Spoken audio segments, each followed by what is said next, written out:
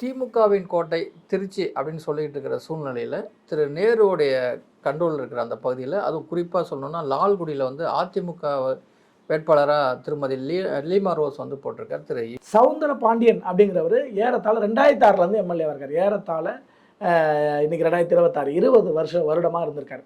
ஆனால் 20 வருடமாக இருந்தவர் அந்த மக்களுடைய பிரச்சனையை தான் சரி பண்ணியிருக்காரா அப்படின்னா பெரும்பான்மையாக அந்த மக்கள் வந்து விவசாய குடிகளாக இருக்கிறவங்க. அங்கே விவசாயம்னா இப்போ காவேரி நீர் வந்து வருவது, இப்போ காவிரி நீர் ஒரு முக்கியமான அம்சமாக இருக்குது. அப்போ அதுக்கு ஏதாவது ஏற்பாடு பண்ணாரா அப்படின்னா இல்லை. ஆனால் அதிமுக அரசாங்கம் என்பது கூட்டுநீர் குடிநீர் திட்டத்தில் சாதிச்ச அரசாங்கமாக இருக்குது. ஆனால் 33 கூட்டு குடிநீர் திட்டத்தை கொண்டு வந்திருக்கோம்.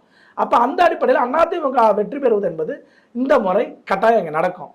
அடுத்து லீமா ரோஸ் அவர்களும் மிக முக்கியமான ஒரு கேண்டிடேட்டாக இருக்கிறாங்க. என்னென்னா, தொடர்ந்து சமூக சேவைகளில் ஈடுபட்டவங்க.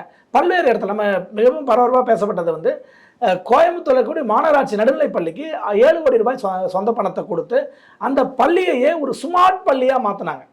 என்னென்னா, கழிவறையிலிருந்து கம்ப்யூட்டர் அறை வரைக்கும் வகுப்பறையை ஸ்மார்ட் வகுப்பறையாக மாற்றி அமைச்சு கொடுத்தாங்க. அதன் மூலம் அந்த பள்ளி மிகப்பெரிய அளவுக்கு பரவலாக பேசப்பட்டுச்சு.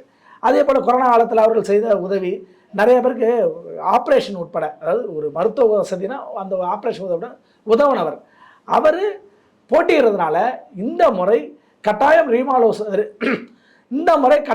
ரோஸ் அவர்கள் வெற்றி பெறுவார்கள். ஏன்னா அந்த சூழல் தான் அங்கே இருக்குது. ஏன்னா தொடர்ந்து திமுக வெற்றி பெற்று நீங்கள் நல்லா இருக்குது அப்படின்னா நீங்கள் அதே வேட்பாளர் தானே போட்டிருப்பீங்க. ஏன் சவுந்தர பாண்டியன் நீங்கள் வேட்பாளராக போடாமல் வேறொருத்தர் வேட்பாளரை போட்டிருக்கீங்க, பாரிவள்ளல் அவர்களை? என்னென்னா, உங்களுக்கு வந்து அந்த தொகுதி இந்த இடம் தோத்துருங்கிற பயம்தான்.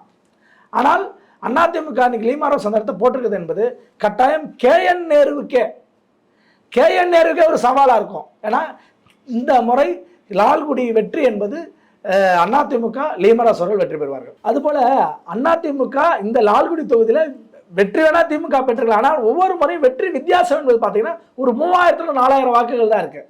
அதனால் இந்த முறை ஏன்னா ரொம்ப கிட்ட நெருக்கத்தில் வந்து விடுற இடமா இருக்குது. இந்த முறை கட்டாயம் லீமா ரோஸ் அவர்கள் அந்த வாய்ப்பை திமுக கிடைக்காது. லீமா ரோஸ் அவர்கள் தான் மாபெரும் வெற்றி பெறுவார்கள்.